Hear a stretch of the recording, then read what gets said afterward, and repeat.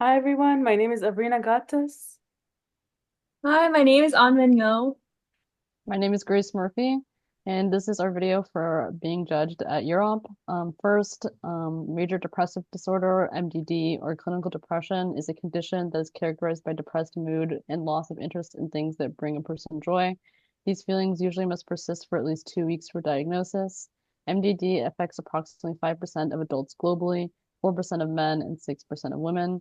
Social bonds are essential to maintaining one's emotional well-being, and in the digital age where social isolation is prevalent, it is especially important to investigate the relationship between social interaction and MDD. Yeah, so the phenomenon of social buffering occurs in highly social animals like mice and humans. And it's a mechanism in which an animal may be able to recover or be alleviated from stress by just simply being by just simply being housed with a conspecific partner. And previous research has showed that social buffering has been shown to increase resilience and decrease symptoms of stress. There hasn't been a study specifically investigating the role of social buffering in the mice model for depression. So we aim to do that. The implications of our research would mean that we would be ever better able to understand social bonds and how they affect symptoms of depression.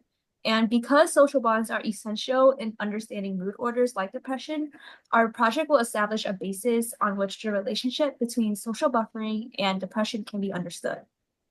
And to carry out our experiment, we used the chronic restraint stress model, which induces depression-like symptoms in mice.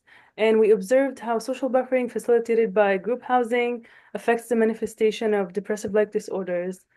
The timeline we used consisted of 14 days of chronic restraint stress, in which those mice were constrained in a small tube for 2 hours in each of the 14 days. And after that, after the stress period, the mice were either housed with a control partner or alone. This was followed by 7 days of behavioral tests that assess sociability, anxiety, and other depressive-like disorders. Thank you.